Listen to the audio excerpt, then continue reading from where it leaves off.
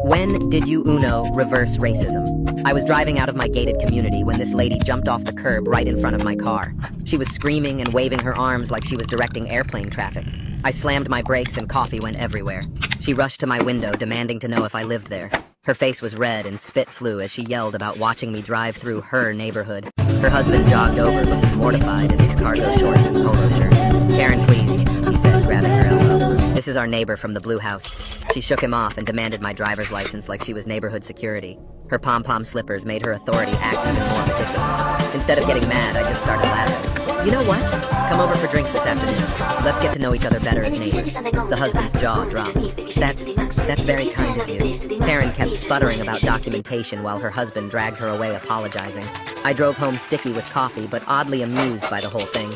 4 hours later, I walked to their house carrying red and white wine. Mitchell answered, looking shocked I actually came. Behind him, Karen shrieked, "Absolutely not," from their living room. Mitchell's face went crimson as he stood in the doorway doing that awkward shuffle.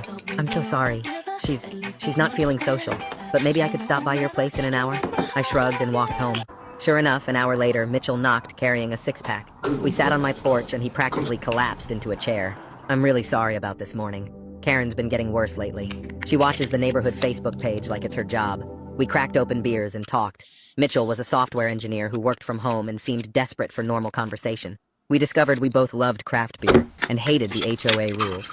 After his third beer, he admitted Karen had called the police on 3 other neighbors this month alone. "I keep telling her she's going to get us sued, but she thinks she's protecting property values," he said miserably. We ordered pizza and moved inside to watch the game. Mitchell relaxed for the first time all day. He kept thanking me for being understanding and not filing a complaint about the morning incident. "You know what's crazy?" Mitchell said during halftime. "In 23 years of marriage, this is the first time I've just hung out with a friend without asking permission." We were laughing about the HOA's latest ridiculous rule about grass height when Mitchell's phone started buzzing. Then you're going to He form it ignored into balls and it. then press Then the it hole in the rang center to make your and bagel. rang Boil on each side and for about a rang. minute. Add egg "Maybe wash you and should top of answer," your choice. I And bake suggested. is that Mitchell shook his head. "She's probably calling to demand I come home. For once, I'm going to enjoy my evening." His phone finally stopped. We high-fived and opened another beer. The third quarter had just started when I noticed something odd. A car had driven past my house 3 times. Then another. They were moving slowly like they were looking for addresses. "Hey, Mitchell, does Karen know my exact house number?" "No. Why?" That's when we heard the sirens. Not just 1 or 2, but what sounded like every cop car in the county.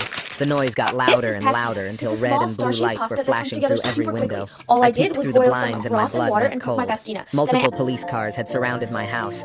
Officers were taking positions behind their vehicles with weapons drawn. More cars kept arriving. I could see officers moving through my backyard. They had the whole property surrounded. "Oh my God," Mitchell whispered, looking